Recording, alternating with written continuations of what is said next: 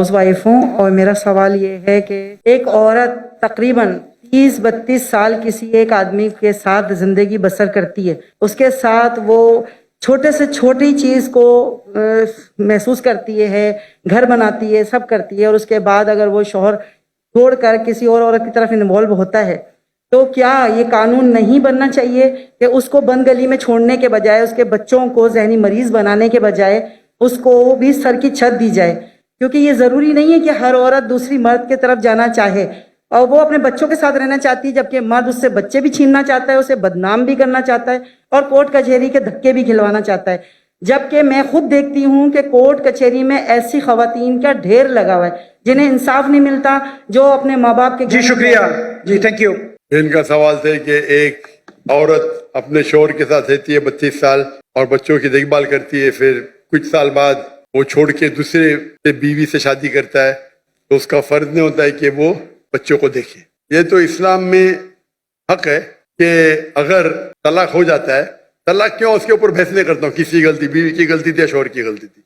बीवी बोलेंगे शौहर की गलती है, शौहर बोलेंगे बीवी की गलती है। कभी मिला ही नहीं जिसने बोला मेरी गलती है। कुछ लोग मिलते, बहुत कम लोग। तो जब तलाक होता है तो हर कोई दूसरे को कोसता है। लेकिन आपने कहा कि बच्चे छूट जाते, बच्चों को कोई देखभाल करता नहीं। इस्लाम के अंदर तलाक के बाद भी बच्चों को देखभाल करने का फर्ज है शौहर का, जब तक वो बच्चे बालिग नहीं बनते। ये बेसिक रूलिंग है, इसमें कोई दो राय नहीं है।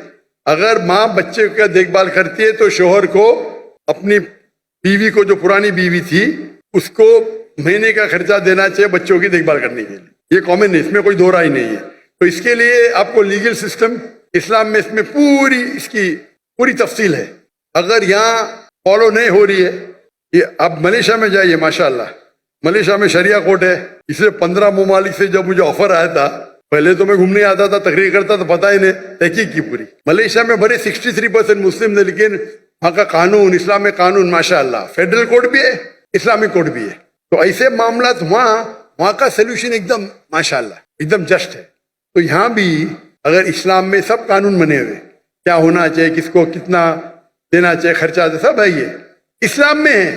नहीं इस्लाम में, यहाँ नहीं तो मैं तो अभी जो यहाँ नहीं तो मेरी गलती है, तो मेरी गलती है। मेरा ख्याल है कि एक कानून ऐसा बनना चाहिए कि जिसके अंदर अगर औरत के साथ इस तरह का कोई मामला आता है जो उसमें बहुत लॉन्ग टाइम बाद अगर मर्द उसके साथ इस्लाम में कानून तो उसे सर की छत दे, इस्लाम में औरत को दे। बहन, इस्लाम में कानून है।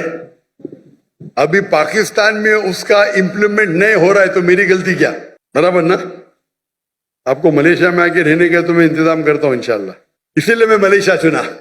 इसीलिए भाई साहब ने जब पूछे तो मैं बोला जिस दिन मुझे पाकिस्तान से मोहब्बत है, जिस दिन पाकिस्तान, मैं नहीं कहता कि मलेशिया में 100% इस्लामिक कानून है।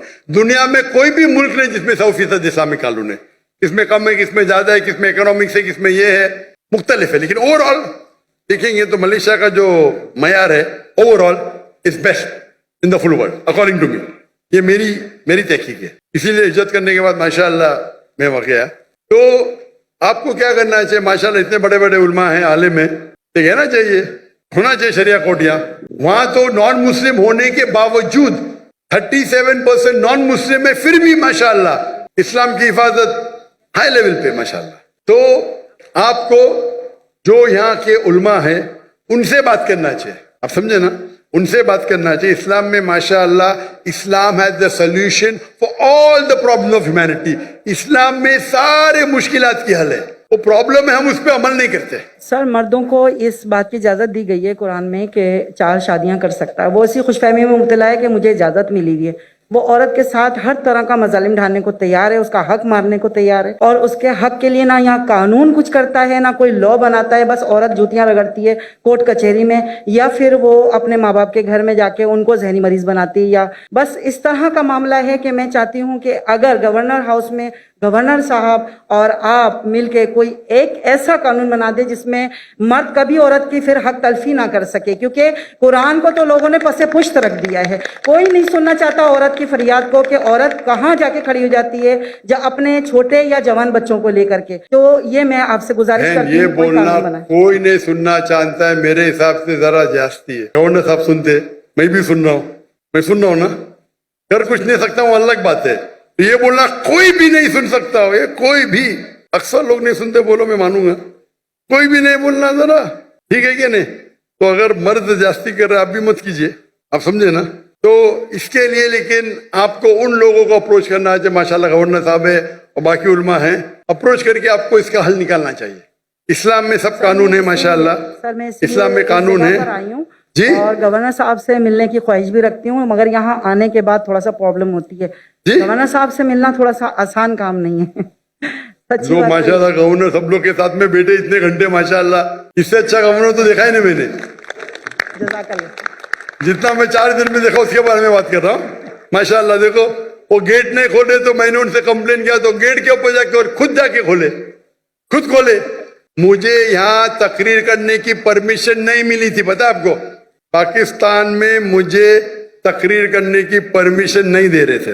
وہ گورنر صاحب آئے, اللہ ان کو جزائے خیر دے, کھل کے بول رہا ہوں میں, چاہتے تھے کہ میں 2000 کی مجمع میں زیادہ دوں نہیں, 1000 2000. شرم کی بات ہے نا, انڈیا میں 10 لاکھ, پاکستان میں 2000. ابھی تو کچھ مقابلہ ہے, 50,000 60,000 تو 80,000 ہے ماشاء اللہ. کچھ تو لگتا ہے نا, کچھ تو ناک رہ گئی. یہ سب نہ کہ مجھے چاہتے تھے, لیکن آپس میں انٹرنل پالیٹکس ہے یہ. تو آپ کو صحیح انسان کے پاس جا کے التجا کرنا چاہیے, اور انشاءاللہ آپ کے جو مرد حضرات بھی ہے جو ہے انشاءاللہ وہ بھی آپ کی مدد کریں گے. اور امید کرتے کہ انشاءاللہ جو بھی مشکلات اس پاکستان میں ہیں اللہ اسے حل کرے. امید ہے کہ انشاءاللہ کہ پاکستان کے بھائیوں اور بہنوں قرآن پہ عمل کرے, سمجھ کے پڑھے بھی, اور انشاءاللہ امید ہے کہ انشاءاللہ پاکستان اور پوری دنیا میں شریعت انشاءاللہ حافظ ہو. وآخر دعوانا الحمدللہ رب العالمین.